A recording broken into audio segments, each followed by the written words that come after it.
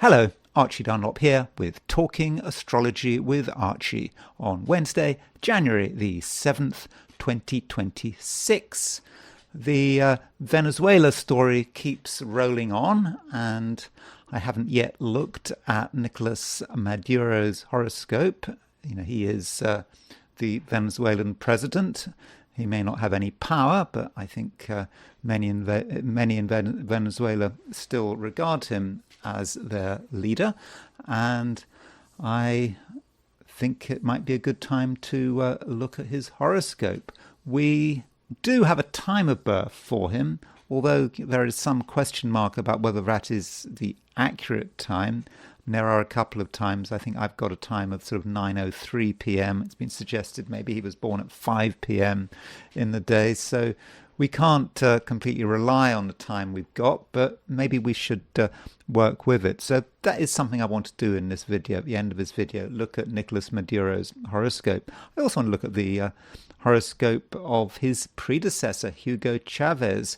And as I will demonstrate, it might be the case that what's been happening in Venezuela, over the last few days, is more about Chavez than about Maduro, even though Chavez has been dead for over a decade. So anyway, that's what I'm going to be looking at. But first of all, I want to consider the astrology and the I Ching for today, which is Wednesday, January the 7th, 2026. And here is the chart of the day set for noon New York time.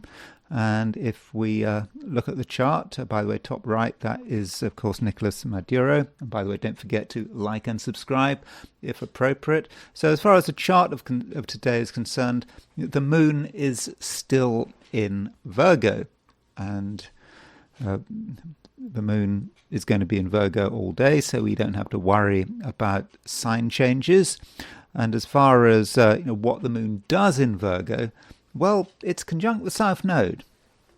And with the moon conjunct the South Node, we might be thinking about what's easy, or perhaps what we should not be doing. Moon in Virgo conjunct the South Node might mean that there is perhaps a temptation to look at things too closely. We can just look at the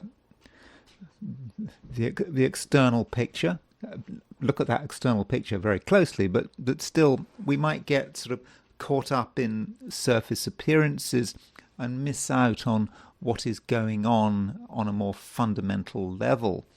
And so it's easy, though. It really is easy. We have, with the moon still in Virgo, we've got 5 traditional planets, 5 personal planets, all the 5 personal planets in Earth signs, plus we got Uranus in Taurus as well.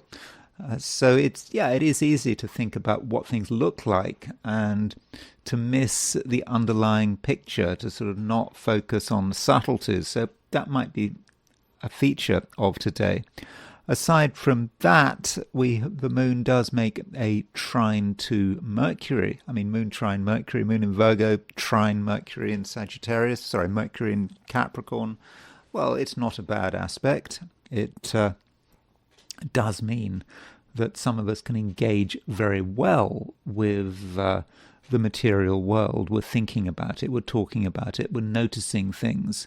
And if we do notice things, well, should we keep quiet about them? Well, probably not. And then the moon is starting to make a trine to the Sun, Venus, and Mars, sort of late in the day, sort of into tomorrow. And those aspects are pretty good. Moon trine Sun means we can really get things off the ground and also have a general sense of well-being. We don't need to confuse ourselves. And then the moon aspecting Venus and Mars. Well, in fact, Sun, Venus, and Mars are pretty much forming an exact conjunction. I've been looking at at least the thumbnails of astrology videos, a lot of people are talking about the Sun, Venus, Mars. It's certainly a big conjunction. Is it the most important conjunction in the world? Something that we've never experienced before? Well, it's not quite at that level. I mean, I think we're already seeing a very hectic week in the run-up to this conjunction between Sun, Venus, and Mars. We've already had the events in, well, you could say that was what happened in Switzerland with the fire there. We've had what's going on in Venezuela.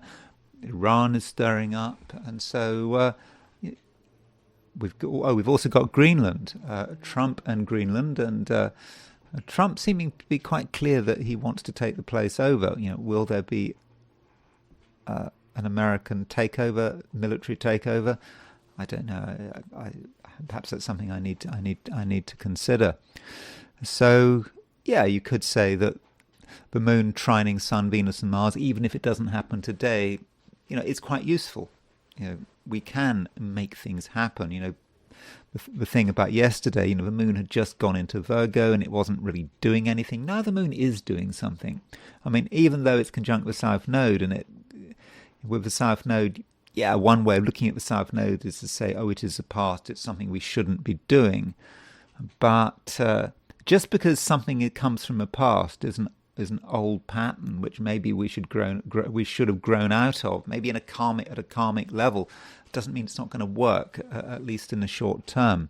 And so there might be things that we're incredibly familiar with. We just know like the back of our hand, and so we do it, and it is or could be very successful. Now, we do have some quintiles. In fact, this Sun, Venus, Mars conjunction, it's all quintile Neptune. So Neptune is 72 degrees from that Sun, Venus, Mars conjunction. And so that might say something about the impression we are trying to give, because it's a quintile. A quintile, 1/5 of a circle.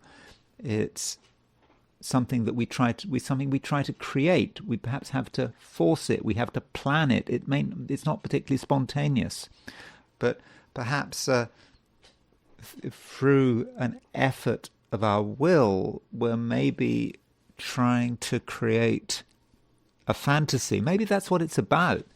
Where are we putting the energy of that Sun, Venus, and Mars? I think that some of us might be putting that energy into the creation of something that is really very far-fetched. And I don't know whether that's a good thing. It kind of depends.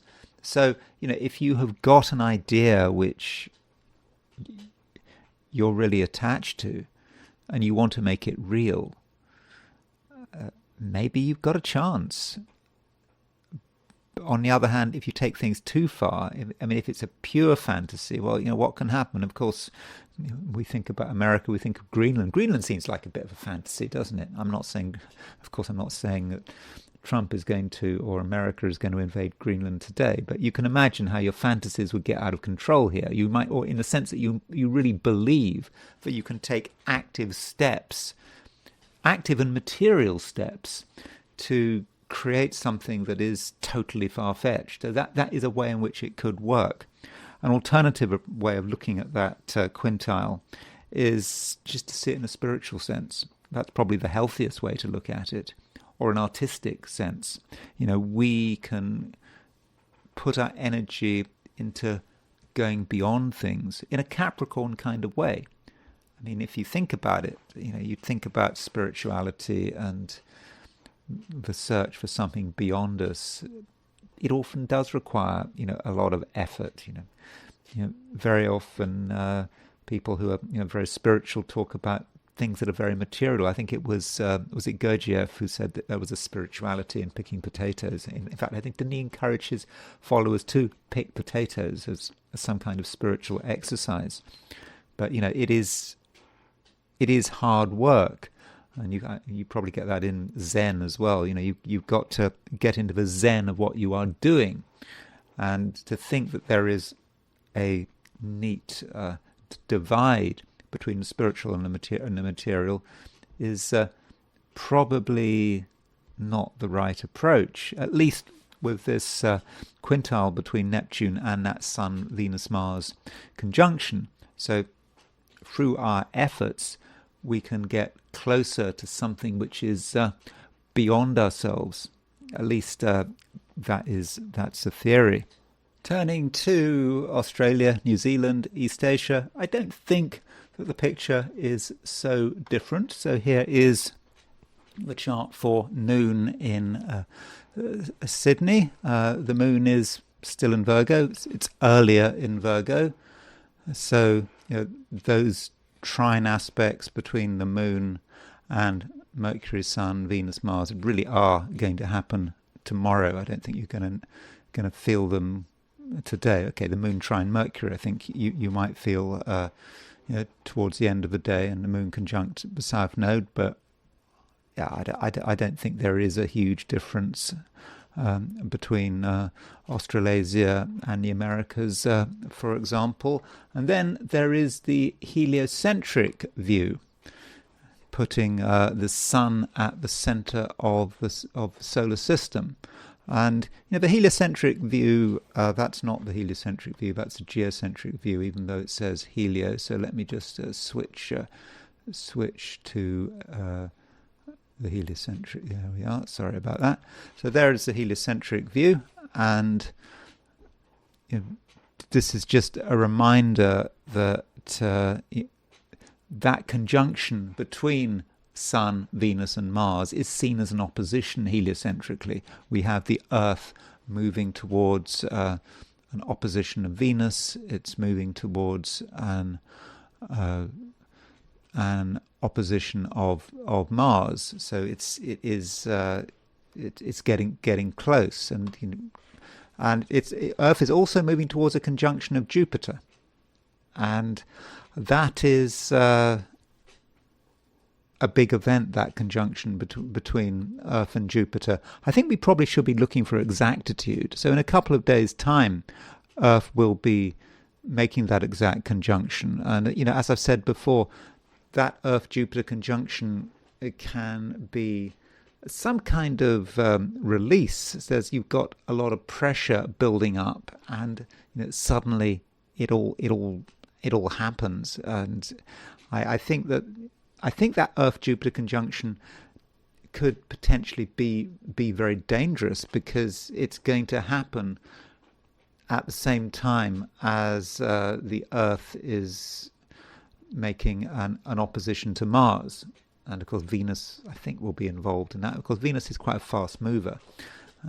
But I think that that may be one of the most significant aspects of the year. Maybe we will have to look at it. I mean, I don't think one doesn't want to exaggerate. The Earth conjunct Jupiter, or Sun opposition Jupiter. It's the same aspect. Is an aspect that happens every single year. So it's totally unexceptional. But when you look at other things going on, the fact that you've got Mars involved, it just does make me think that this might be, for one reason or another, quite spectacular. So perhaps we need to think, where is the pressure point? Where is it? I think we can assume that it's places we've heard of or situations we've heard of, but it just could be something else. And in a couple of days' time, when I do my video for Friday, I'll be really looking at this Earth-Jupiter conjunction in detail. But the run-up has certainly started. So now I'm going to move to the 12 signs. So these are my forecasts for the 12 signs for today, which is Wednesday, January the 7th, 2026. Aries. In a way, Aries, it is a continuation of yesterday. although it's probably going to be sort of more dynamic, and it's going to be easier to get things done, provided you go about things in the right way. So, we do have the moon continuing to move through Virgo. Doesn't matter what your time zone is. And so with the moon moving through Virgo, it's important, Aries, that you try to get things right. I mean, that matters. And having some precision could be important. Now, precision isn't something that you're always too bothered about. There are other things to think about, other things to worry about. You don't want to be obsessed about small things, small details. But there can sometimes be an advantage in it. With the moon, you kind of naturally feel that things should be as good as possible. But you don't want to be a perfectionist. I mean, the moon does make a conjunction to the south node, and with the moon conjunct the south node, there is a danger that you kind of exaggerate in that direction, and if you might kind of get annoyed with yourself. You don't want to waste time on small things, small details, but you might find you want to do it anyway, and there's a bit of a conflict there.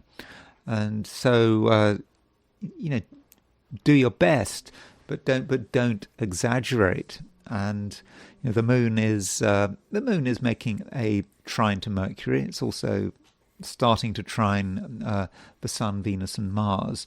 And so, if you handle things correctly, Aries, then I think that your hard work could pay off. And in the process, Aries, you don't want to feel that you're just wasting your time, or that you absolutely must do something right now. It's hard work, but it's also persistence. So just you keep doing something, and it doesn't feel great, but you are making progress. Now, what does work mean? What are the things that you find boring? Superficially boring, maybe. Well, it might be literal work, something you have to do. It might be to do with, health and fitness, and making sure that, things in your body are really working, that psychologically you're in tune with everything. And sometimes, Aries, you might not be interested. The body can be tedious, having to worry about what you're eating, what you're not eating. It's not what Aries always wants to worry about. Aries has got perhaps other concerns. But with the moon in Virgo, this can slow you down, and probably you're going to be more aware about your body than usual. And perhaps you just need to listen to this awareness. The body is a temple, as they say, or as the Bible says, doesn't it? The body is a temple, and so do respect your body.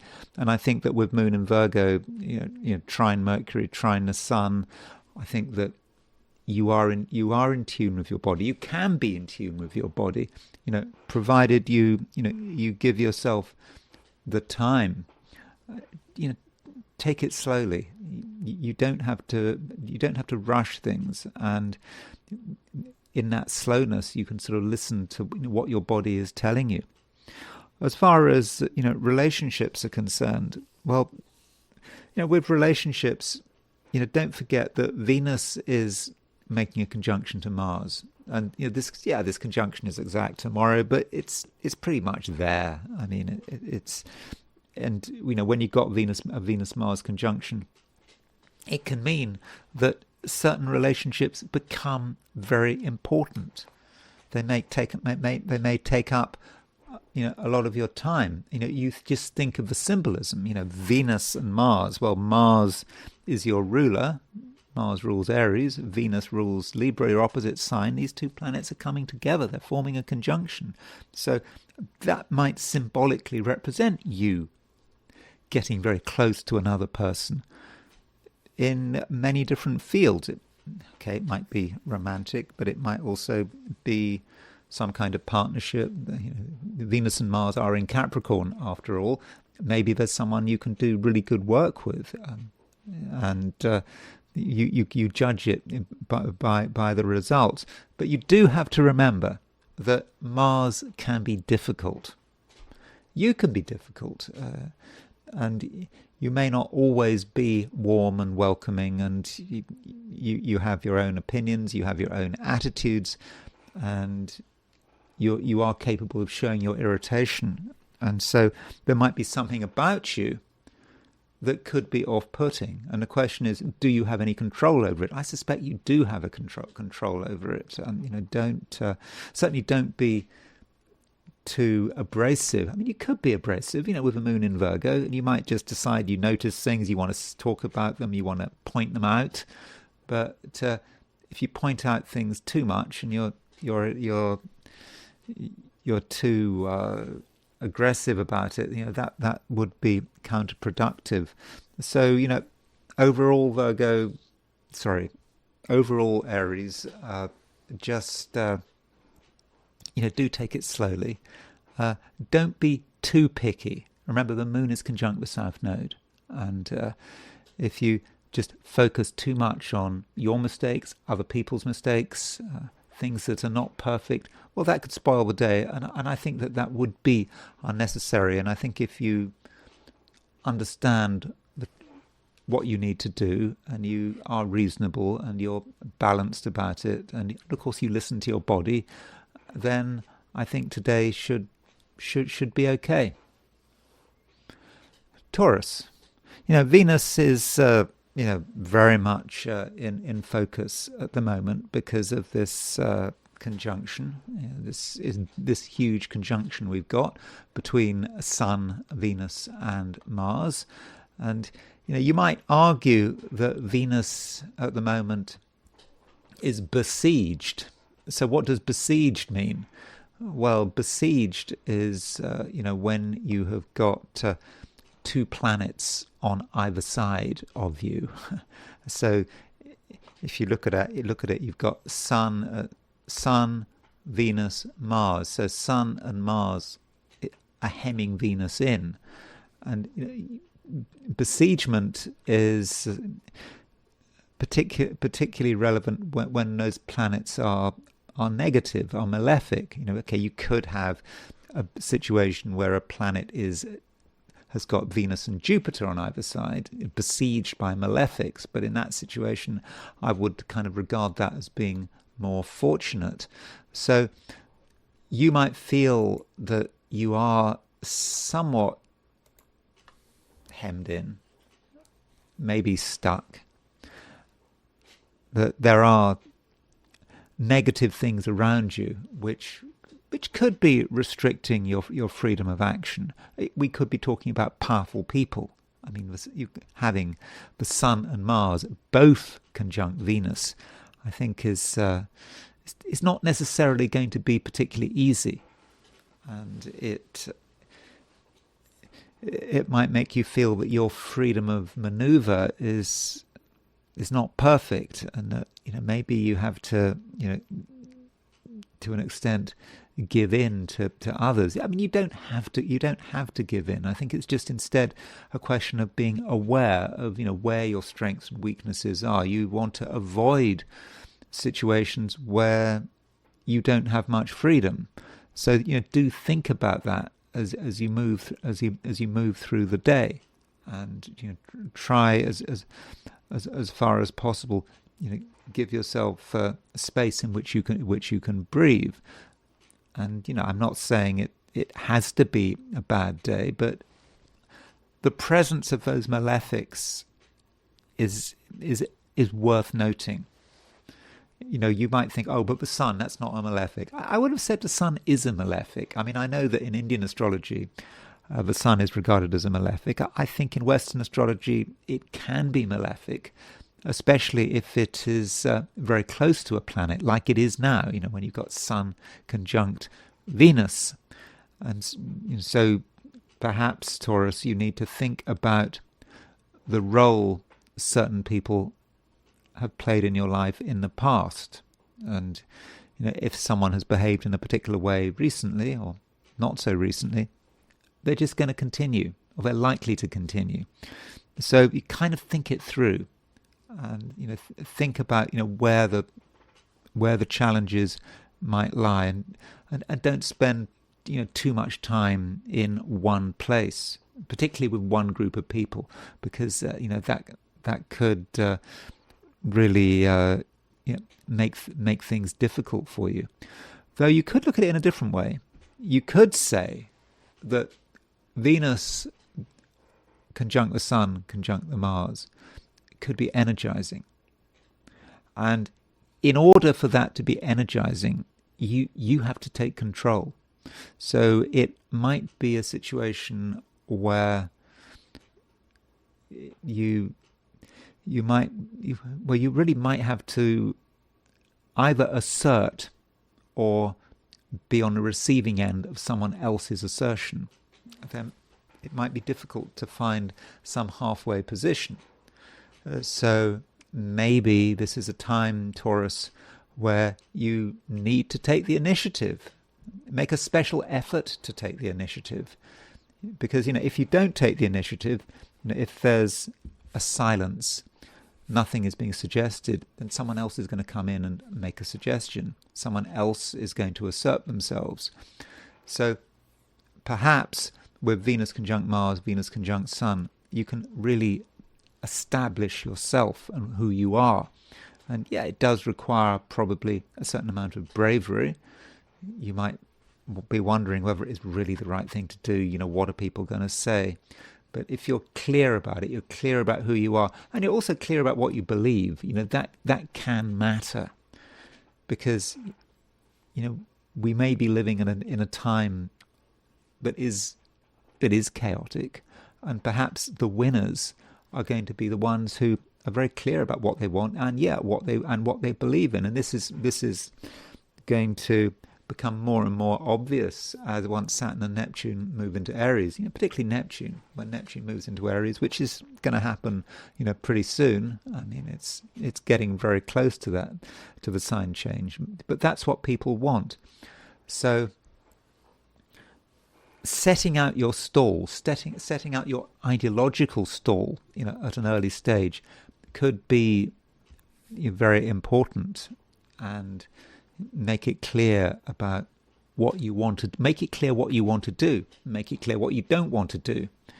And even if that means doing something which you hadn't done before, something you hadn't done for a long time, it's better to be doing something for nothing. Because I think it might be a day that if there is a vacuum, nothing's going on, someone is going to step into that vacuum. And so, Taurus, maybe you need to make sure that vacuum is filled as quickly as possible. Even if you're not entirely convinced, you might have choices. Do you do this or do you do that? Do something. If you don't do anything, then it just might be a case where another person is going to step in, and you might lose control. And also, don't forget, with this Venus-Mars conjunction, I think Venus-Mars conjunction is exact tomorrow, but it's really close right now. And so Venus-Mars conjunction is a classic relationship configuration. It's to do with desire and sexuality and attraction and repulsion, as I've said on numerous occasions. And so with Venus conjunct Mars, do think about those closer relationships and how you deal with them. And Mars may represent a person who is stronger for you. I mean, Mars is well placed. I mean, Mars is in Capricorn, it's in its exaltation. Now, that might be someone who could overwhelm you in a negative sense, but it could be someone, Mars in Capricorn, who is really worth getting to know, someone who could do you a lot of good. Mars in Capricorn could represent an existing partner, someone who you have a lot of connections with, and if you trust them, maybe it's going to be okay. But you have to make a judgment here. Perhaps you need to identify Mars in Capricorn. Who is Mars in Capricorn in your life? Not just today, but tomorrow and for the rest of the week. Identify Mars in Capricorn, and once you've identified Mars in Capricorn, that person in your life, then perhaps you can make a decision about how best to deal with them. Gemini. Still, Gemini, you're not especially inclined to do anything. You would perhaps prefer to retreat into your world, or just do things that you feel familiar with. You're not particularly in the mood for excitement and novelty. I mean, I know that doesn't sound typically Gemini, but at the moment, Gemini, you do take the view that things are complicated. Perhaps they're emotionally complicated, or perhaps there are just things going on that you don't fully understand. And so, Gemini, I would say that you have to respect yourself. You have to, respect, whatever it is that's bothering you. But at the same time, you don't want to be completely constrained by it. The moon is making a conjunction to the south node. And with the moon making a conjunction to the south node, that suggests that, the easiest path for you is to do nothing, or at the very least to stick to familiar territory. And, maybe you should be thinking about the north node, not the south node. The north node in Pisces is asking you to move forward, to see what is available. Make your presence known. And it's not just we've got the north node in Pisces, we've got Saturn in Pisces as well, we've got Neptune in Pisces, and Saturn is not going to be in Pisces forever. Saturn moves out of Pisces, I think, on February the 14th. So you've got just over a month of Saturn in Pisces, and if you miss Sat, well, the next time Saturn's going to be in Pisces is going to be in something like 27 years, 26 years. From my perspective, I'm a Gemini. I am 63 years old. So the next time Saturn's going to be in Pisces, I'm off the top of my head, I'm going to be 90. And so that means statistically, I'm not going to be alive the next time Saturn is going to be in Pisces. I say statistically. You look at life tables, as one does, and life tables tell you how long you're expected to live. I think I've got about 19 years according to the life tables left. So that's well short of 90. So Gemini, regardless of how old you are, regardless of how long you've got left, do make the most of Saturn moving through Pisces, and maybe the moon moving through Virgo is a challenge. You don't really want to face it. You'd rather just look down. You'd rather just do your own thing, whatever that might be. But I think you've got to be sure. You've got to be grounded. You've got to be secure. But you've also got to try to sort of move forward with things. And so that's something you should try to do. And if you find you're thinking about a situation that you just don't want to do it, you absolutely don't want to do it. You can't be It's not just you can't be bothered. You don't want the social pressure, and it's still it worries you.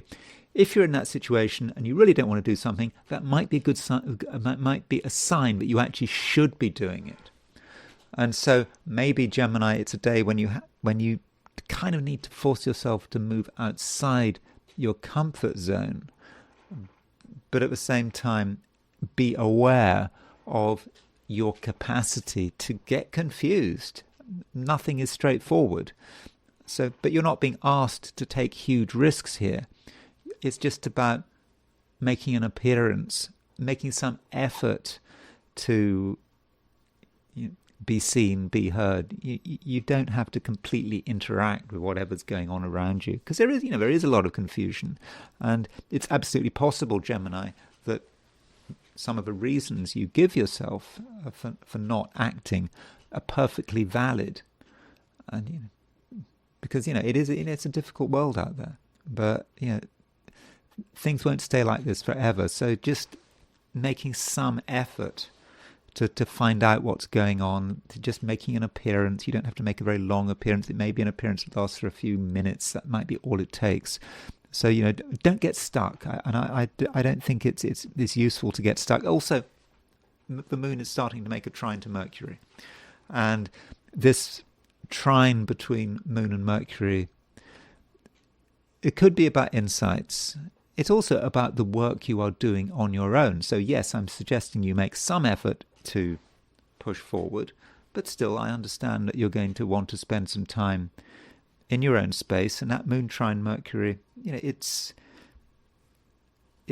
not seen.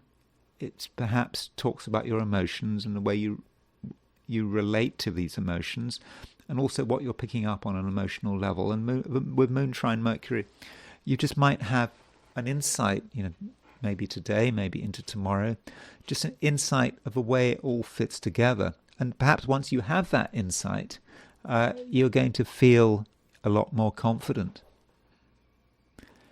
Cancer. I don't think there's any reason to believe that today should be much of a problem. I think that today, Cancer, I think things are moving pretty well. I don't think that there's much to worry about, and I think that you have an ability to get on with people. It just doesn't require much of an effort. And that is going to be the case, tomorrow as well, because as we have got 4 planets: Mercury, Sun, Venus, Mars in Capricorn, your opposite sign, and those 4 planets, they say a lot about other people and some of the people who are around you. I mean, you could be completely literal and say, well, you've got 4 planets in Capricorn, so those 4 planets represent 4 different people. Is that possible? It might be possible. Different personalities. There's the Mercury in Capricorn, there's a Sun in Capricorn, Venus and Mars. They all have different natures, and of course the strongest of the 4 would be Mars in Capricorn, because Mars is exalted in the sign. Plus Mars get benefits from its proximity to Venus.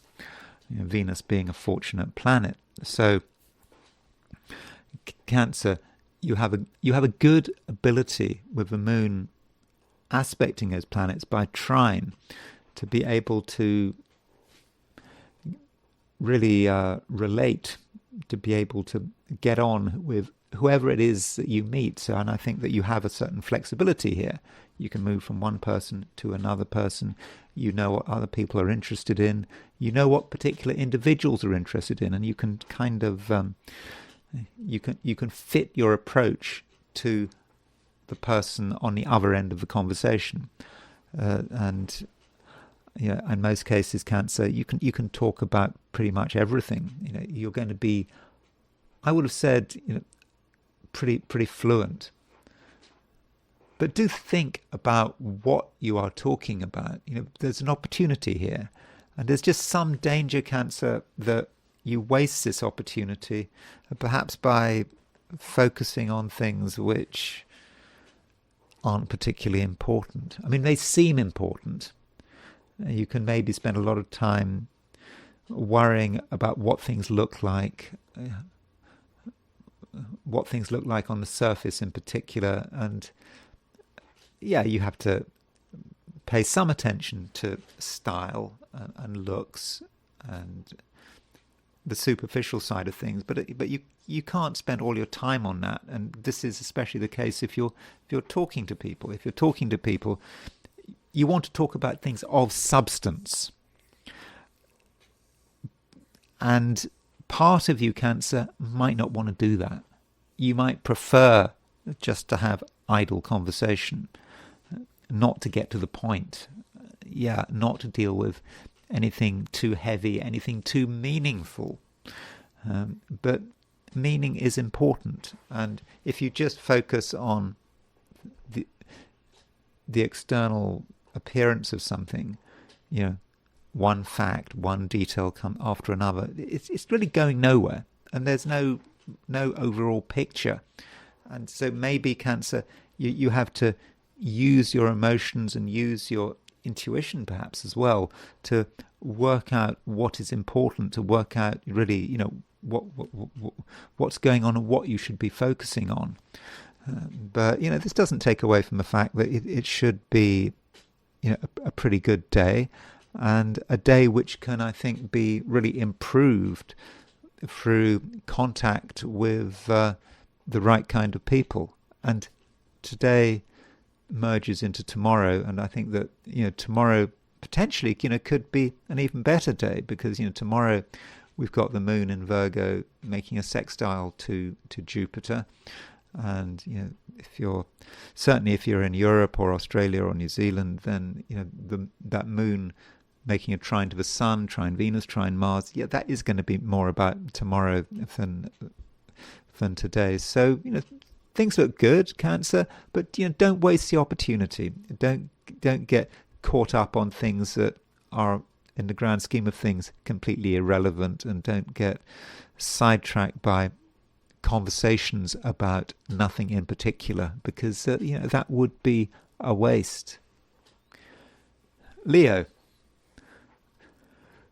the sun is kind of weighing on you at the moment. I mean, the sun is your ruler, but the sun is still a planet that is having a big influence.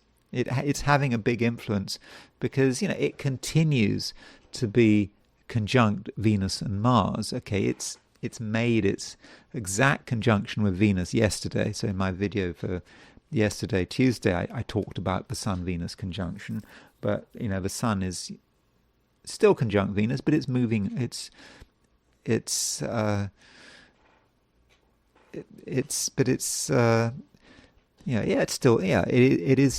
still conjunct Venus, but it's moving towards Mars as well. And so when you're dealing with Sun conjunct Mars, it's that is quite a dynamic aspect. I mean, it's not an aspect to trivialize. I mean, Sun and Mars are these fiery planets which can encourage you perhaps to take risks. You try to do things properly, but there may be moments when you just want to take things further, when you just want to move quickly, and moving quickly might not always be the right thing to do. And instead, Leo, it might be better if you just concentrate on what matters, making sure that things are as well done as possible, but at the same time understanding your limitations. So consider your influence, and it is also about the fact that Venus and Mars are combust, and what is the combustion caused by? Well, the combustion by definition is caused by the sun. So it's possible that you have a big influence, and this influence needs to be respected. People might do what you tell them. They might listen to you. And it sounds good to be listened to, but being listened to, can be a problem if you're saying the wrong things, or if you're giving bad advice, or if you're saying something that is just wrong. People might listen. People might listen and say, "Oh, you're wrong. You got that wrong." So don't be in too much of a hurry, and just as far as possible, Leo, just make sure that everything is done right. And I do think that is very much something you can do, and I think you're going to be helped by the fact that the moon is starting to make a trine with the sun, and it's also trine Mercury, and so you do know what's important, and you know what matters, and financially you have a good sense of the cost of things and also the financial implications of your actions. So that's good. But on the other hand, the moon is making a conjunction to the south node. And so there may be certain situations, Leo, where you put a bit too much emphasis on the financial side of things. Money is certainly important, but it's not the whole picture. And you have to get a good sense of, what the money is, how much the money is. Are you worrying about sums of money that are too small in comparison to what it represents? So, don't get obsessed about, for example, I don't know, $1 or whatever. It doesn't matter that much. And you have to kind of, at the same time, move beyond money. Because money might be a trap. So if you find yourself thinking or ruminating about money, then perhaps, Leo, you've got something wrong. You've got the emphasis wrong. Again, I understand money is important, so you have to get a perspective on money, because the South Node, moon on the South Node can drag you in the wrong direction, and you might just get so obsessed that you don't focus on things that are more important. Yet you can get to grips with certain financial issues because the moon is starting to make a trine to the sun, and through good organization you can get a perspective on the matter. So that's today. I'm not saying, Leo, that today is particularly exciting, by the way. I think that the main thing to do is just make sure that everything is in order, and also make sure that you're not overdoing anything.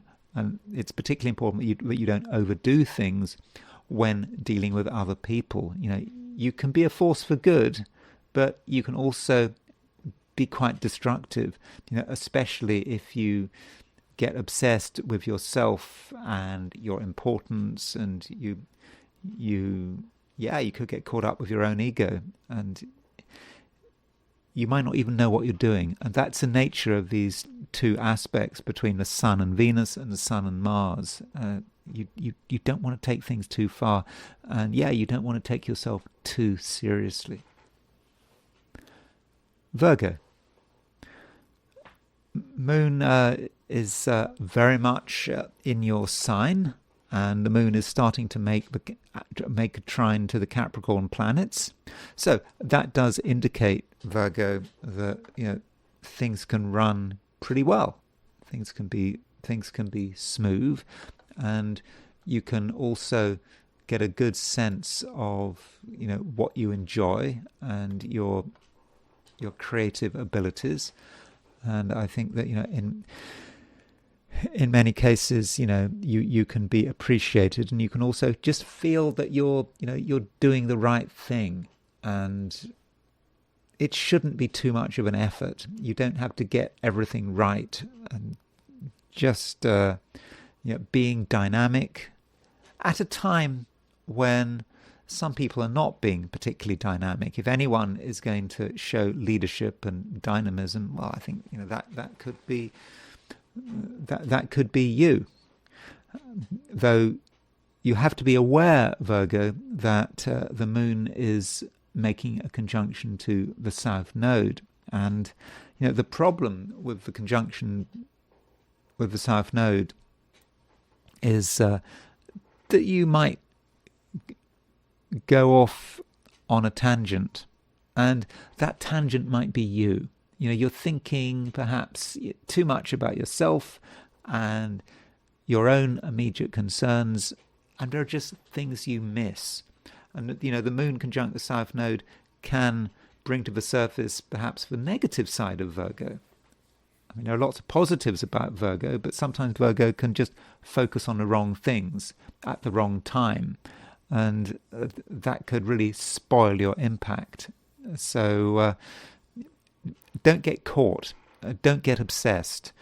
Don't get don't get sidetracked by you yourself. You know, try to be sort of more expansive, and think about what you are good at. And the moon, aside from making a aside from making a conjunction to the south node, it is making a trine to Mercury. Now, maybe that is asking us to look at the south node in a different way. Rather than seeing the south node as being the past, we could be looking at the node as being an axis, the nodal axis. The nodal axis is about connections. And if Mercury is trine the nodal axis and the moon is conjunct the nodal axis, then this might be a time, Virgo, when you can really be accepted, when you can meet people, when maybe you can meet people out of the blue. So if you feel that you're having to do things on your own, if you're not getting enough support, or maybe you just feel you need some companionship, then I think that the moon trine Mercury and a moon conjunct south node can actually be very helpful. So don't think, Virgo, that you are on your own, and also don't think that you have to make any compromises. You have your own interests, you have your own niche, but I think it very likely that you can find people who share this niche. You don't have to be alone. It's a big world out there, and it's a very connected world. And if you've got an interest, it's very likely that someone else has that interest, or there are other groups who have that interest.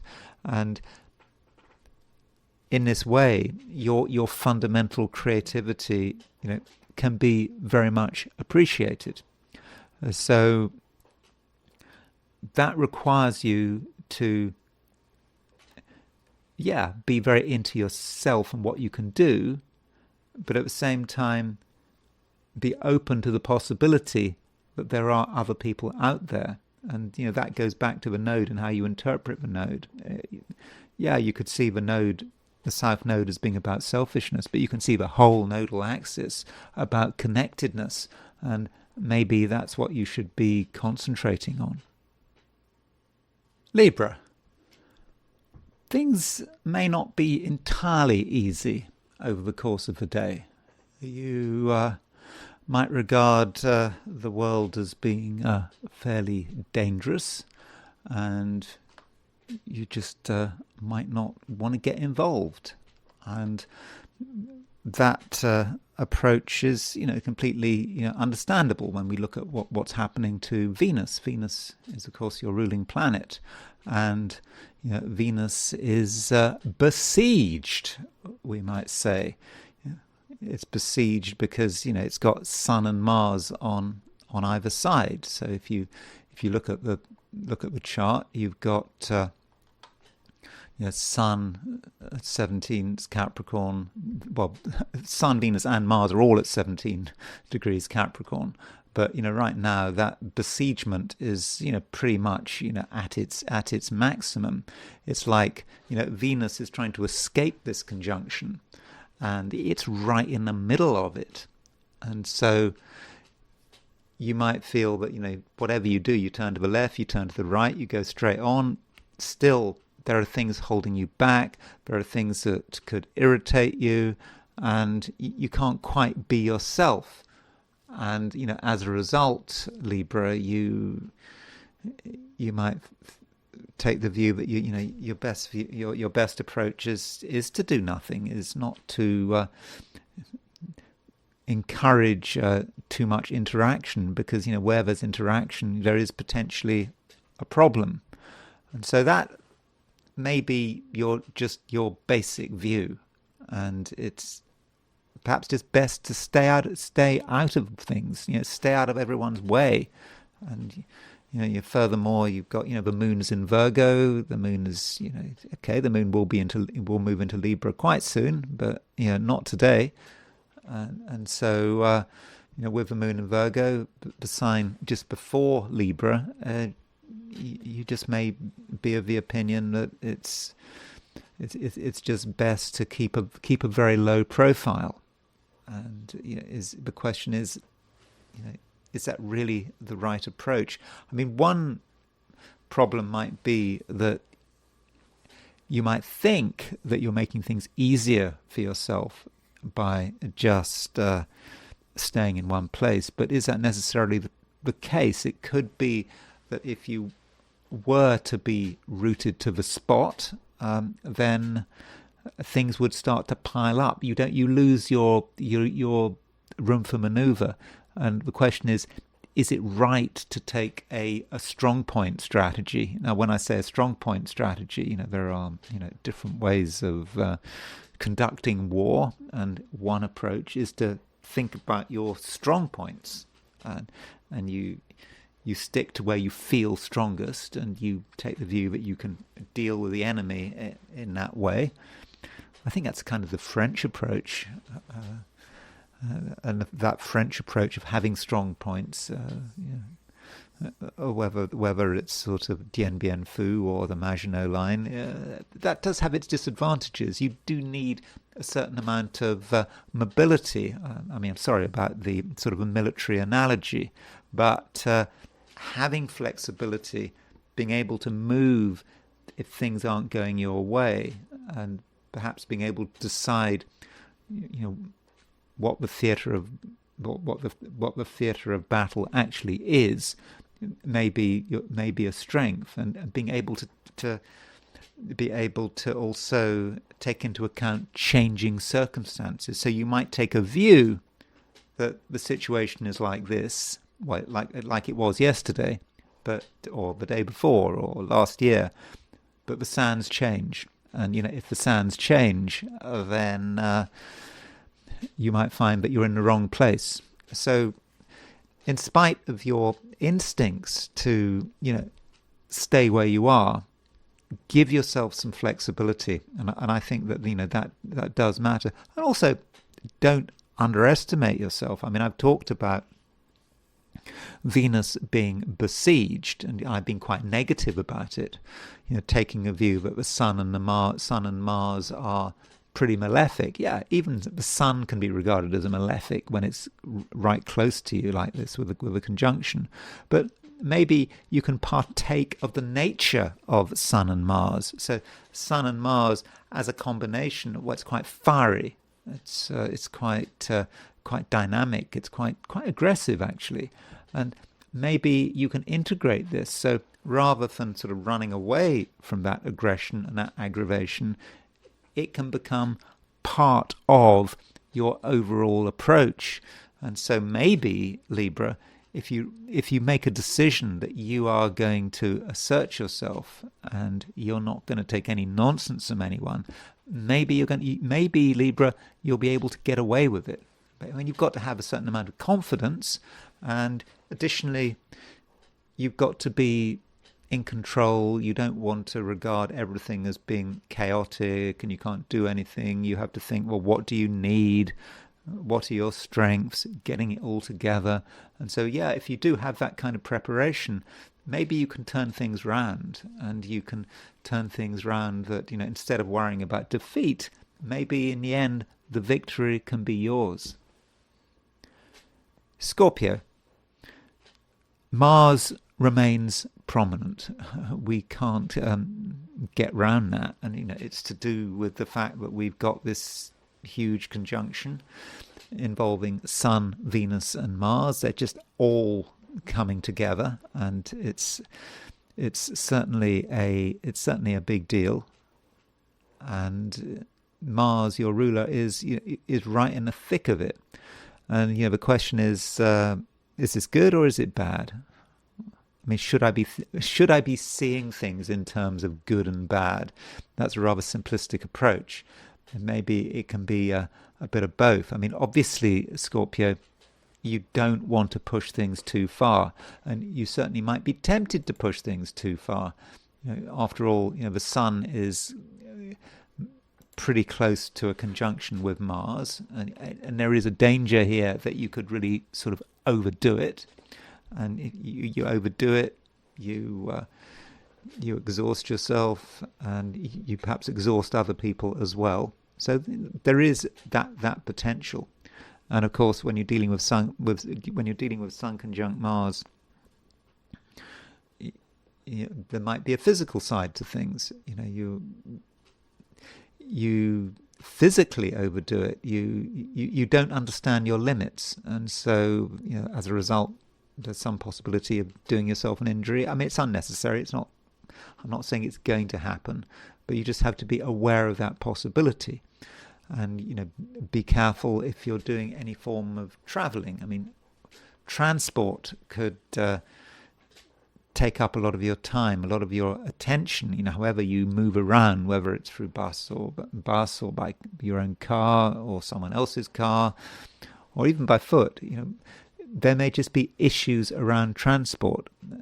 Now, that might mean that you have ideas about transport, how people should go from A to B, how you should go from A to B.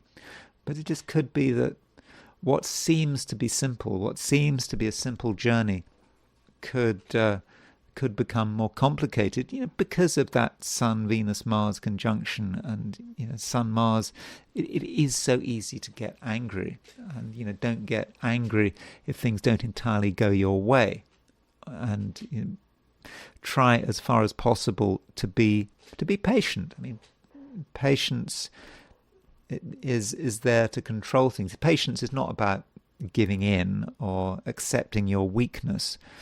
It's instead just being aware that right now things could be rather sort of long and drawn out, and so anger shouldn't be part of it.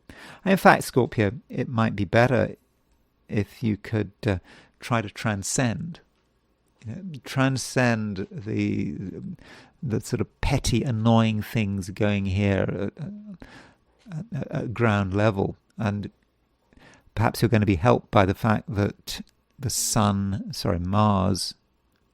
Mars is making a quintile to Neptune. So Mars and Neptune are exactly 72 degrees apart. And, that aspect may say something about what you can create. And you can create some magical effects.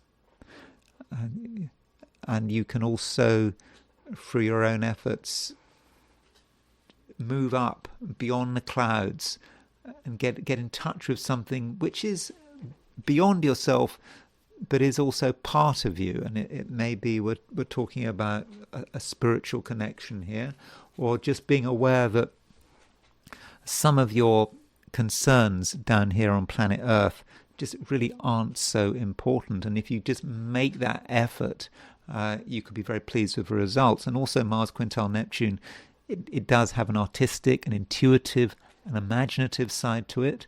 So, give your imagination free rein. And it might be the case, Scorpio, that you have some idea that is very far-fetched, but maybe it's possible. I mean, if anyone can make it possible, it's you. I mean, Mars is in Capricorn, it's exalted in Capricorn, and perhaps if you just put the effort into turning your dream, into something that is real, then you might be successful. So don't get caught at ground level. Don't take everything personally. I mean, you might take things personally, but I don't think you should. And you need to realize that there are other realities. And you've got to be grounded. Absolutely, you've got to be grounded. It's okay to be grounded, but you don't want to be hyper grounded, so grounded that you just can't see out, that you can't see the bigger picture. So it's a time, Scorpio, when you are strong, but it's just important that you use that strength, in the right way. Sagittarius. Still, Sagittarius, you have your doubts. You're not quite sure what's happening. You're not quite sure how to proceed.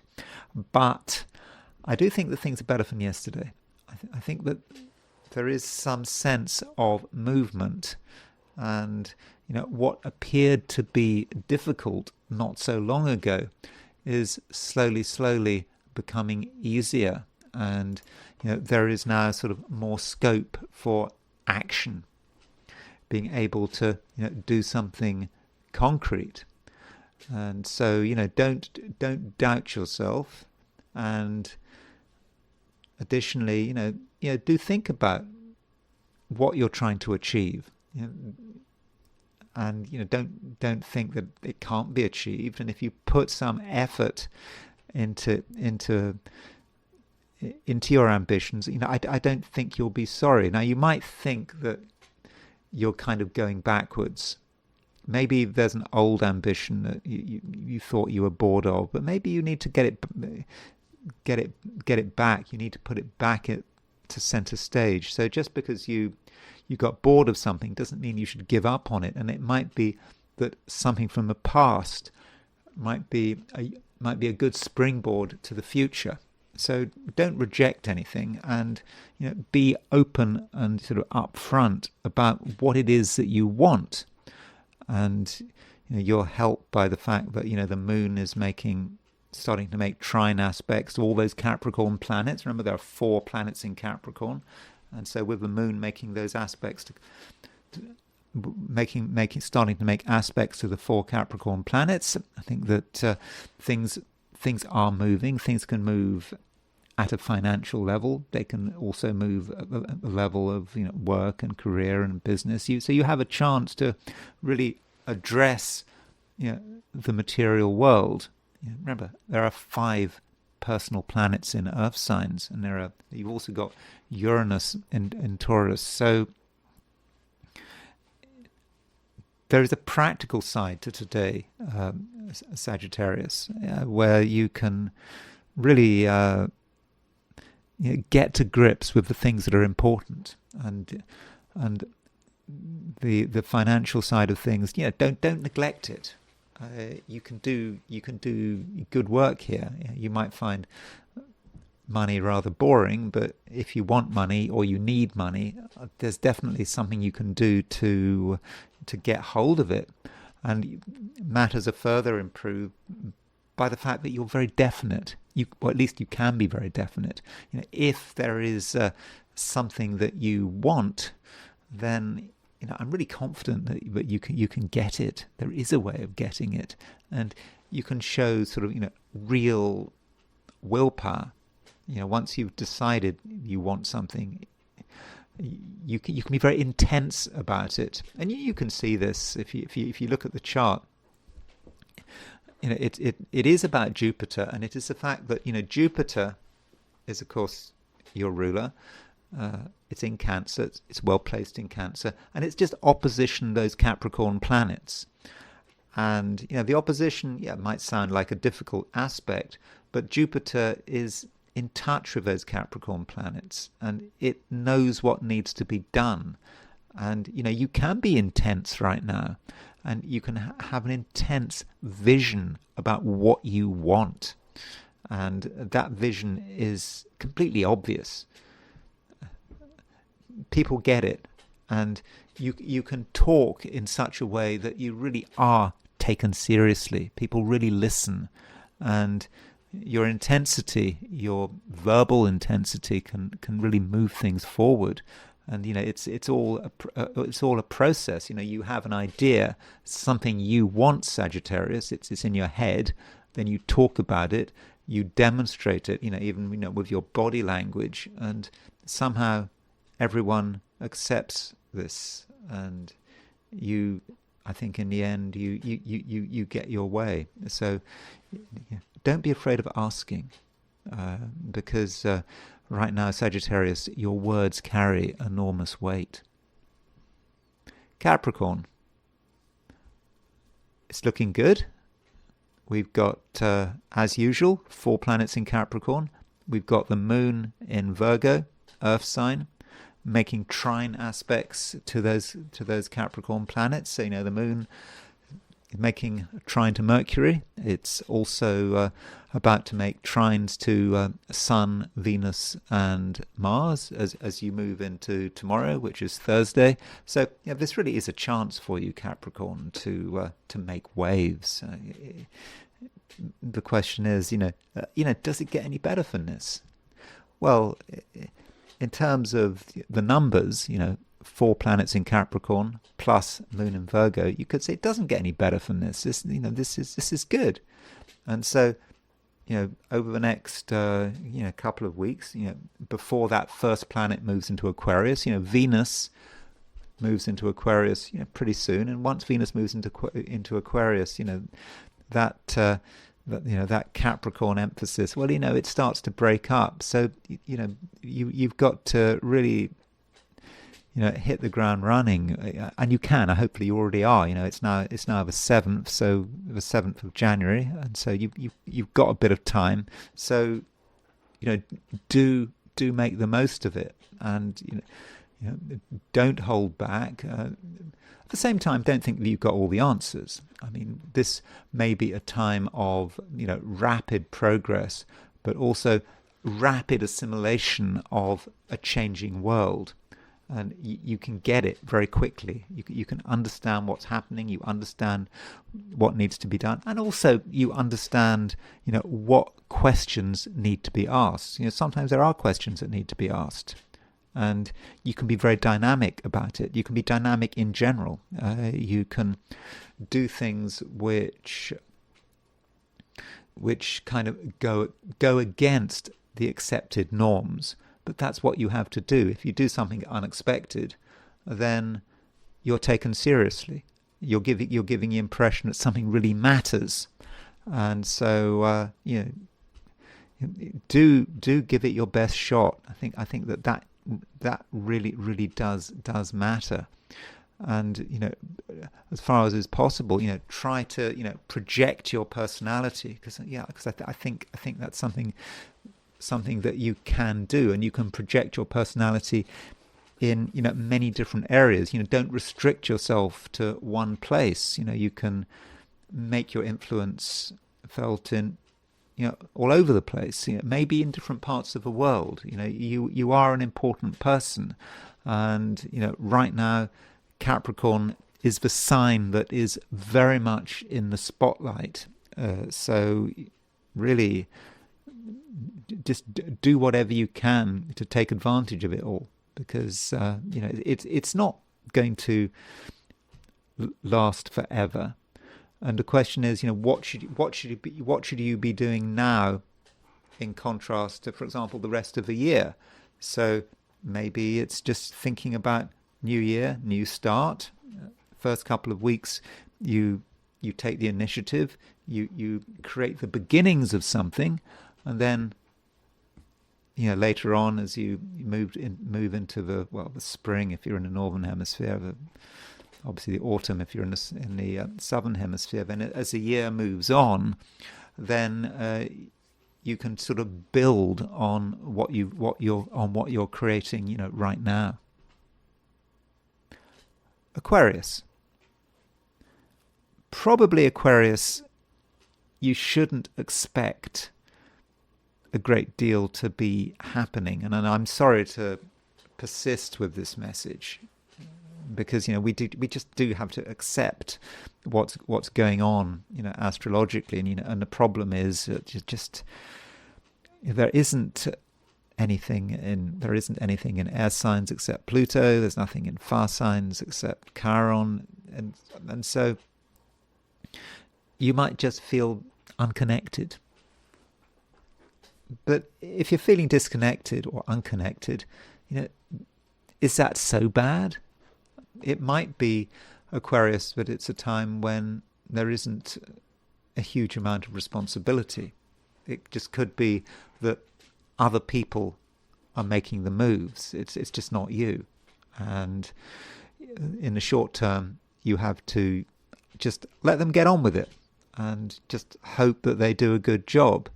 Now, you can be in the background, you can give your advice, you can give your opinions, and so maybe you'll have some control, but it's not going to be a direct control, and you just should not expect to be in the center of things.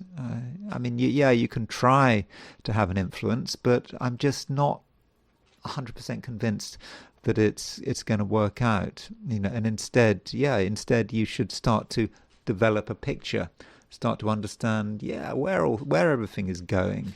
And don't forget, this situation is not going to last forever. It's January. We're going to get planets moving into Aquarius soon enough, but not now. And we've also got the moon in Virgo. So moon in Virgo, from an Aquarian perspective, it's not the best place for the moon to be. I mean, it's not bad for the moon to be in Virgo, but you've got a situation where Virgo plays Aquarius. These are two signs that are very different from one another, and so to make the most of the day, you might have to find yourself doing things that you're not fully comfortable with. Perhaps there are things you need to explore in order to understand them. It's not just about making things complicated for the sake of it. The reason you get involved in a complicated situation, is because you're trying to rationalize it, and you're trying to understand the important points. And that's going to be hard work, but it's not impossible. We do have the moon, by the way, starting to make an opposition to Saturn. Already today, it's perhaps starting to weigh on you. And with this moon opposition Saturn, you're saying, well, things are not easy, but you do want answers. And you're the one to find those answers. It's not necessarily about getting answers from other people. You have to perhaps just do the work, do the research, and find what you're looking for. And we could be talking about answers about subjects which are intrinsically complicated, but you have to make them simple. And that might, for example, apply to money. I mean, money is often supposed to be complicated, but really it can be made to be very simple. And perhaps that's what you should be thinking about. I'm sorry to be a little bit negative. I'm not saying anything bad is going to happen, but it just seems to be another day, Aquarius, that doesn't strike me as being very interesting. But this is just astrology. There are other ways of looking at today, so don't necessarily take me too seriously. Pisces, you can be perhaps here, there, and everywhere. There's a fair amount of action today, and you don't have to be alone. You might want to be alone, but I think it would probably be unnecessary. You've got, certainly, Pisces, a lot to offer, and additionally, you can be practical in a way that other people are going to appreciate. Maybe things are difficult and unclear for some, but for you, it's by and large quite straightforward. And so perhaps, Pisces, you need to just take the time to, understand what's bothering people, why people are behaving how they're behaving, and you take the time to understand, you take the time to listen. You don't take too much time to listen. I mean, you can exaggerate listening. At a certain point, you've heard enough, and you understand, and anything more is just a waste of your time, a waste of other people's time. So give people space, but don't give them too much space. I mean, you could give people too much space. There is a danger there, because the moon is conjunct the south node.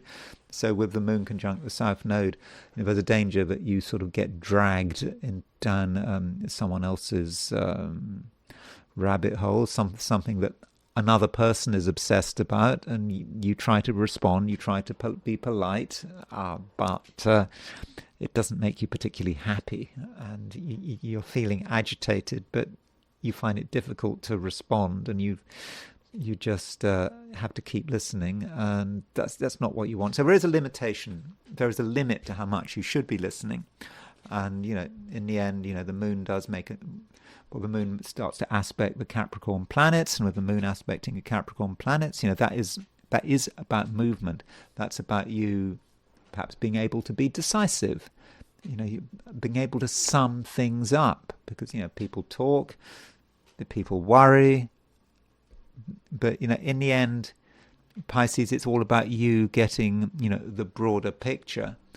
And then, armed with that knowledge, you can start to assert yourself. And I think you can assert yourself very well.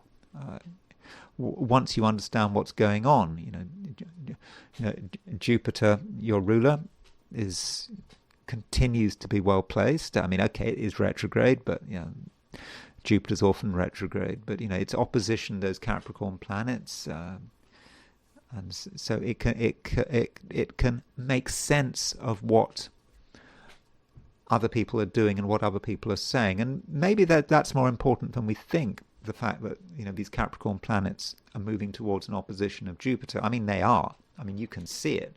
Sun at 17, Sun, Venus, Mars at 17 Capricorn, Jupiter at 20 Capricorn. So maybe over the next couple of days, you can see some kind of clash coming up, or something that has to be resolved. And you have just been working it all out, and now it's becoming clearer and clearer. And so you don't want to take people too seriously, and you don't want to allow your friends and others to completely get in your way, because they could. So you listen, you understand, but you always, Pisces, you maintain the ability to act, and when the time comes for action, you can certainly be very effective. And also in general, in terms of the way you communicate, there is something about you, Pisces, that is very compelling. You speak with conviction. Your words carry weight, and people are quite prepared to listen to you. And if you're decisive, then I think that they're ready to follow your lead. And those are my forecasts for the 12 signs. And now I want to look at the I Ching. So I asked the question, what is Wednesday going to be like for those watching the I Ching section of this video? And the first hexagram I got was hexagram number 37, which is the family. Seems a straightforward hexagram. It's about perhaps just our family, or it could be a group of people that we are closely involved with. It's not just random associates. It's our clan. I mean, that's what it is. It's our people, the place we belong. Whatever that might be, and that's where you should be potentially putting your emphasis today, and you should be looking at the dynamics within that group. And you have to remember that the I Ching is a Confucian oracle. I mean, I do have to repeat this every now and then. It takes the view that the family is the basis of everything. That the whole of society is based on the family, and the family needs to be properly structured. I mean, it might sound strange by today's standards, talking about different families and one-parent families and all kinds of families and loose families and so on. But from a Confucian perspective, father, mother, number one son, number two son, number one daughter, number two daughter, that is the family. And keeping relationships within the family well defined is important from a Confucian perspective. And maybe it's important from a perspective of today. So whatever group you happen to be involved with, the relations within that group need to be under control. We don't want someone having ideas. I know that sounds traditional, but again, it's I Ching. And we've got two moving lines. Third line moves, fourth line moves. And the third line is a problematic line. And the third line is talking about respect. And it's indicating that there is a slightly difficult situation where respect might be at stake.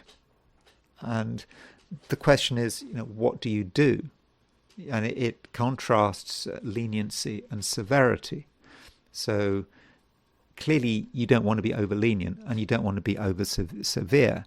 If you're trying to maintain the cohesion of the group, whatever that group might be, which one do you go down? And the problem is that there might be an issue of respect. Someone could lose respect. Maybe you could lose respect. And you can lose respect by allowing things to develop unchecked.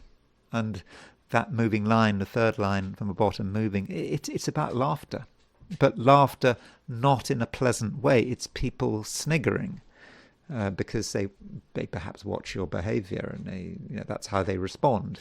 So if there are people around you, there is the potential for disrespect. Maybe because boundaries are too loose, or you make a mistake, and so it is better. It is better, the I Ching tells us with that line, to be severe. Because if you are severe, and if you are fairly authoritarian, then there's always a possibility you can loosen up at a later stage. If, on the other hand, you start being lenient, you start being overly tolerant, then you can't go back. You can't suddenly assert yourself, because it doesn't work. People have lost respect anyway. And so do think about your position in any group that you're in, because that third line warns that it might be undermined if you don't assert yourself. And the I Ching seems to be suggesting that it is better to be too severe than to be too lenient. And then we have the fourth line moving, and the fourth line, isn't anything like so bad. It's talking about order and being able to establish order, making sure that everything is balanced. I mean, of course, balance, that might be the family budget, so making sure the money is balanced, and everything else is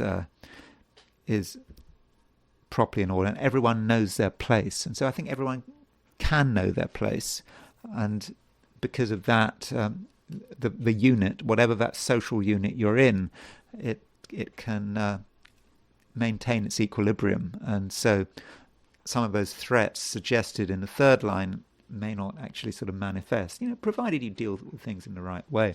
And then we move to a second hexagram, and the hexagram we move to is hexagram number 25, which is innocence. And so, having sorted things out, having maintained our respect, maintained our self-respect as well, we can just wait. We can see what happens next. We shouldn't have any expectations about what happens. It's innocence. If we try to second guess the future, we're not going to get anywhere. We need to just see what develops, and it shouldn't be a problem. Especially we've sorted out our main social relationships. Previously, with the previous hexagram with the family, and now we can just wait and don't try to imagine what's going to happen next, because it will happen quite naturally. And it's particularly the case if we're looking for something good to happen. If we're constantly thinking, when is this good thing going to happen? Of course, it will never happen. So just be open-minded, assume nothing, and I think in the end, something might happen, maybe today, maybe tomorrow, which perhaps is for the best, and you'll recognise this. But don't try to second guess the future. And finally, I want to go back to Venezuela. I mean, I've talked about Venezuela a couple of videos ago. I think when I did my horoscopes for Monday, my video for Monday. And I want to go back to it in the context of some of the individuals involved, in particular Nicolas Maduro. So let's look at his chart. So, of course, I've got a picture that's on the thumbnail. That's Nicolas Maduro, and so as far as his horoscope is concerned, let me find it. Here it is. Now, I've set this chart for 9:03 p.m. On November 23rd, 1962, in Caracas, the capital of Venezuela. And there is some controversy about when he was born. Some would say that his birth certificate definitely says he was 9:03 p.m. I believe he has mentioned a different time, 5 p.m. So from a Rodden rating perspective, this is a C. It's not a double A. If you look at Astro Theme, you will see it's categorized as a double A, but I think it's now being downgraded to a C. So C, it's not great. So I don't know for sure that he was born at 9:03 p.m. I mean, we do know he was born. If he was born either at 5 p.m. or 9:03 p.m. Well, at least we know he was born, relatively late in the day, and that is relevant because if you take a noon chart, well, he could have his Mercury in Scorpio, he could have his Mercury in Sagittarius, but being born late in the day, he definitely has his Mercury in Sagittarius. So he is someone who has a conjunction between the Sun and Mercury in Sagittarius, and his Sun Mercury conjunction in Sagittarius. He also has a T square.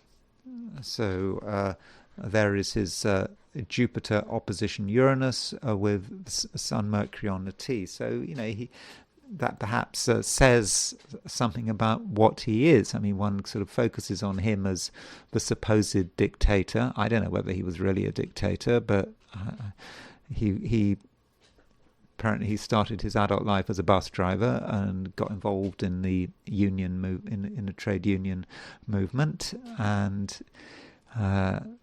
then he got involved with Chavez, and in the end he became president after Chavez died. And so the desire to take things further and perhaps to be a revolutionary is maybe indicated by that T square, having Sun Mercury conjunction in Sagittarius. I mean, Sagittarius has definite ideas. I mean, Sagittarius is a very moral sign, so he has his own socialist morality there about the way society should be run. Okay, you might say that he's a hypocrite or was a hypocrite in terms of wealth and everything else, but that is kind of the nature of politics. And so through his Sun Mercury, he's trying to give form to that Jupiter-Uranus opposition. In fact, he's got Chiron involved with it as well. So he was born late 1962. About 6 months after I was born. I've got an exact Jupiter-Mercury conjunction. His conjunction with Jupiter-Mercury is not quite so exact. It's still 3 degrees apart, and it is part of the T square. And so you can see the sort of abruptness of his life. I mean, if you've got Sun square Uranus, Sun square Jupiter, things can always happen. And clearly, this is kind of what we're seeing with his kidnapping. I mean, I say it's a kidnapping. I think from an international law perspective, what the United States did was wrong. Maybe international law is not the only way you should judge an action. Maybe international law is broken anyway, and we shouldn't be too concerned about international law. I mean, I'm trying not to express an opinion here. And, that Mercury is a bit of a worry because it's in Sagittarius for a start. I mean, it's in its detriment in Sagittarius, and it's combust. So if Mercury is combust, how well can it really function? How well does his mind function in terms of dealing with big issues of state? And furthermore, he's got no planets no planets in Earth signs, like Donald Trump. So Donald Trump and they don't have any planets in Earth signs. They're not properly grounded here. And of course, if you've got no planets in Earth signs, it can work in a different levels, and so you might not really have any real concept of, for example, how the economy works, how to handle money, what you need to do with money. It might just all be a bit vague. But additionally, if you've got no planets in Earth signs, you can be obsessed about money. You can just regard money as the be-all and end-all. And that can be the issue if you've got gaps in your chart. So when I say no planets in Earth signs, I don't count Uranus and Pluto, because Uranus and Pluto are transpersonal. They're generational planets. You're saying something about people born born in the 60s or being born in the sort of mid to late 60s. So I wouldn't worry about that. So if you have that gap, you might want to acquire money. I mean, there are accusations that Maduro is corrupt. He wants to. I don't know. I'm not. I haven't gone into. I haven't really looked into Venezuela, but he perhaps does regard money as important, and important not necessarily in a healthy way. And I think you can say exactly the same about Donald Trump. Donald Trump has no planets in Earth, certainly no traditional planets in Earth signs. And clearly he's obsessed about money as well. I mean, he talks about money all the time. And that can happen if you don't have any planets in Earth signs. And so for Maduro, when you put together Mercury combust in Sagittarius with no planets in Earth signs, does he really know what's going on? I mean, we see the show. Apparently Donald Trump was very upset with Maduro for dancing in a public way. Recently he found that offensive, and some suggest that's one of the reasons he wanted him kidnapped. But maybe there is a sense of fiddling while Rome burns with that. He's in charge of Venezuela. What is he going to do? And he just may be ungrounded, so ungrounded he can't see what's going on. And that's possible. There is a view that the reason the Americans found it so easy to get him was because he was betrayed by the people closest to him. And you might also see that in the fact that he's got Venus in Scorpio conjunct Neptune. I mean, Venus and Neptune can potentially be over trusting. You trust people too much, and they let you down. And if we have got if we really know his time of birth, we always look at the Sun Moon midpoint. So the Sun Moon midpoint, what the question is, what planet is on the Sun Moon midpoint? So his Sun Moon midpoint. We look at the Sun and the Moon, and so his Sun is 31. So they're about 36 degrees apart. His Sun and the Moon, and so Neptune and Venus are on his Sun Moon midpoint, and so with Venus Neptune on his Sun Moon midpoint. I mean, Venus on the Sun Moon midpoint. I mean, let's look at this midpoint exactly. So let's look at Venus. Let's look at Venus and Neptune on the 90-degree dial. So here is there's Venus and Neptune together. Again, that conjunction just can make someone too trusting. They can be deceptive, they can be devious, but they can be the victims of deviousness themselves, and maybe that's what happened with his kidnapping. So he has got Venus on the Sun Moon midpoint, again, if he was born at 9:03, and he's got Neptune on the Sun Moon midpoint. So Venus on the Sun Moon midpoint would indicate someone who has a certain amount of charisma, he perhaps does have some support in Venezuela. Of course, we're being told that everyone is celebrating his downfall, but I don't think that's necessarily the case. Plus, he's got Neptune on the Sun Moon midpoint. Well, if you're one of his opponents, if you were a neocon who was into astrology, you say, well, that makes sense, doesn't it? He's into drugs. He's into drug trafficking. Is that true? I don't know. But with Neptune on the Sun Moon midpoint, there's something about him that's difficult to pin down, and there is a deviousness there. And with Venus on the Sun Moon midpoint, you have to be careful. Now that he's in court, what's going to happen to him while he's in court? I mean, perhaps his charisma is going to start to manifest over the course of the trial. I mean, I think he does have some charisma with Venus on the Sun, Venus on the Sun Moon midpoint, and he must have got to be president of. He must have something in order to have got to have been president of Venezuela. And so those are a few thoughts about his chart. And then there's the question of what's going on for him now. So here's his solar return for 2025. So this is the solar return that took place just before his kidnapping on November the 23rd of last year. And this solar return, of course, is dependent on having the right time of birth. So if he was born at 903, that would mean that his solar return has Jupiter on the midheaven in Cancer.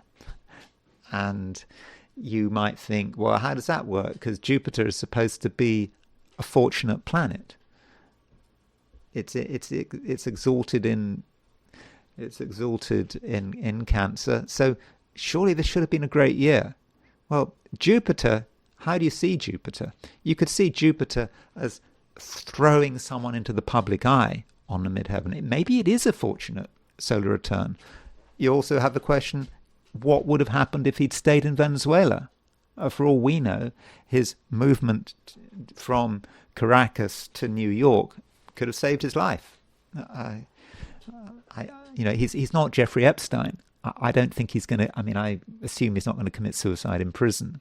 They want the trial. I think not, and I'm guessing the authorities are going to want to look after him very carefully because they don't really want a martyr on his hands. I mean, he might be a martyr anyway, but maybe there's Jupiter. And look at Mercury as well.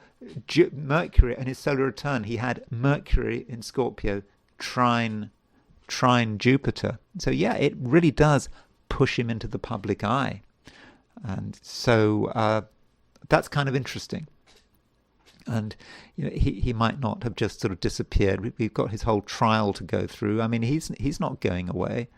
And so I think that solar return is certainly worthy of note. And then there are his transits. The transits that took place at the time this Operation Absolute Resolve started. So we've got Nicolas Maduro's chart in the middle and Absolute Resolve on the outer wheel. Now, if he was born at 9:03 p.m., then he has 21-22 Cancer rising. So that means that Jupiter was on his ascendant as this American operation started. So was it a piece of luck for him? Or should we start to rethink how Jupiter works? I don't think we can say that Jupiter transits are always fortunate. And this aspect certainly did push him into the public eye. But there are two transits that I find really fascinating here, and that is that the transiting south node. I'm using the true node here. The transiting south node was at 12 degrees 3 minutes Virgo. His Pluto is at 12 degrees 3 minutes Virgo. So he had the south node exactly on his Pluto. And transiting Pluto, degrees 47 Aquarius. And his south node is at 2 degrees 42 Aquarius. So he had south node on his Pluto and Pluto on his south node. So this is collective, completely collective. Again, when I make this point again and again, that when you're talking about presidents, when you're talking about someone like Maduro, just forget him as an individual. Just forget it. You need to see him as someone collective, well, at least in his office as presidency. In his office as president. And so these are collective transits. Maybe for ordinary people, when you've got South Node on your Pluto, it doesn't mean anything, because so many people were born with their Pluto at 12 degrees Virgo. I mean, my Pluto's at 7 degrees 33 Virgo. I mean, Pluto was in Virgo for ages. A ton of people will have their Plutos at 12 degrees Virgo. But he was the man singled out by destiny to be in that position as president of Venezuela. So in that sense, of course, he has no personal culpability. You might disagree with that, but he didn't really have a choice. And so when you're dealing with Pluto's South Node stuff, you're thinking, well, you think about Eberton, and Eberton says with Pluto nodes contacts, you're talking about, a tragic fate of a large group of people. And his Pluto and his nodes, they're not in aspect, but these transits are not just about him, they're about the people of Venezuela, maybe there are people of South America as well. And he's completely tied up with it. Now, you might, if you try to be personal about it, you could say, well, Pluto is on his South Node. He has to deal with the consequences of what he's done in the past. South Node is on his Pluto. Again, you might have a similar picture, but I don't know. I think it's more about the collective and where the collective is going. And by the way, if you want to look at his solar arc directions, his solar arc directions. So here is his. There are a couple of solar arc directions that we should be paying attention to. So he's got solar arc directed Sun at 5 degrees 29 Aquarius. Remember, 1 degree for every year of life. So we move all the planets approximately 63 degrees. So he's got solar arc directed Sun exactly on his Saturn. And so you might say that that's not so good, in the run up to his trial with the Sun on his Saturn, that could be rather grim. But maybe his Saturn in Aquarius is, it's a strong Saturn in Aquarius, because Saturn is in its own sign, but it is a very Saturnine experience. And look at Moon. His Moon is at 25, 26 Libra, and his solar arc directed Mars is going to be moving onto his Moon in the next couple of years. So there's there is something going on, and that may not be entirely fortunate, but maybe I need to look at Maduro in more detail in light of what's going on with the court proceedings. But still, with Jupiter in his solar return, if he really was born at 9:03 p.m., Jupiter on the midheaven and Jupiter crossing his ascendant, maybe Jupiter's protecting him. Maybe if he'd stayed in Venezuela, his days would have been numbered. But really, where does Maduro really matter? I mean, as far as charisma is concerned, the man who had the charisma was his predecessor, Hugo Chavez. And so here is Hugo Chavez's chart. So Hugo Chavez died, over 10 years ago. So he died young, relatively young. I think he died of cancer. And so here's Chavez's chart. And Chavez was a Leo, and we do have a time of birth, 2 a.m. in Sabaneta, Venezuela, on July the 28th, 1954. And Chavez might have been dead for a long time, but this was his revolution. very much associated with him. He had a mausoleum. I think the Americans bombed his mausoleum. And for many, Chavez is a hero. For others, he's a complete disaster. He wrecked Venezuela's economy.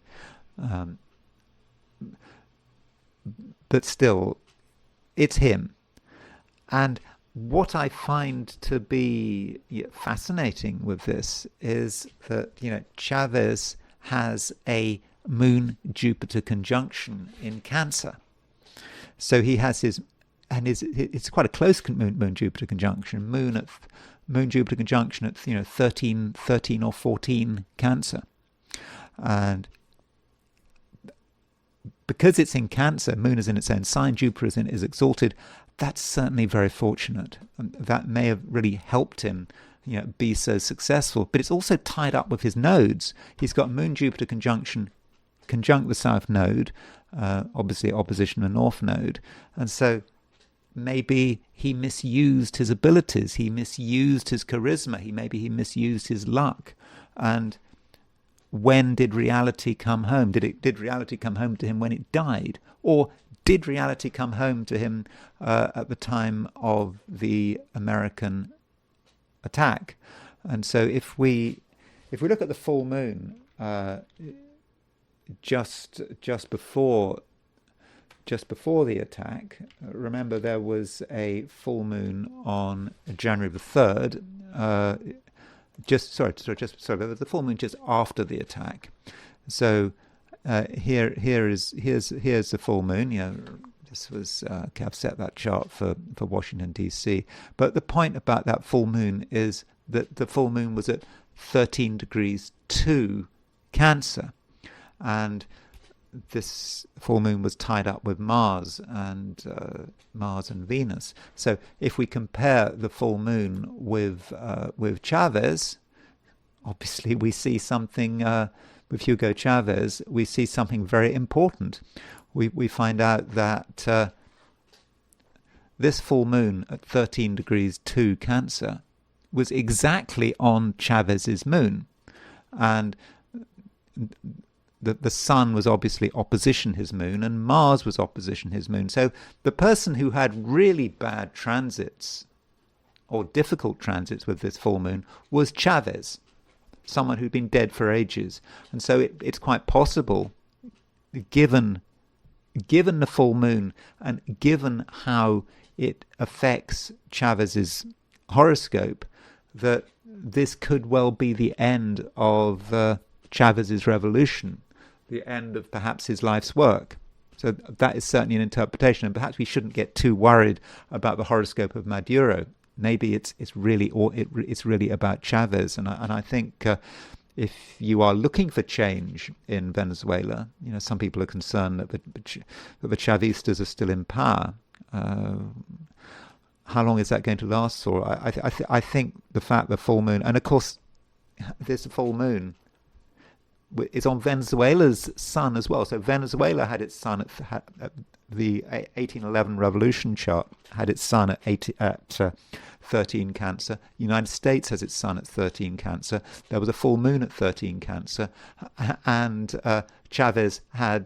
Hugo Chavez had a Moon-Jupiter conjunction at 13 Cancer.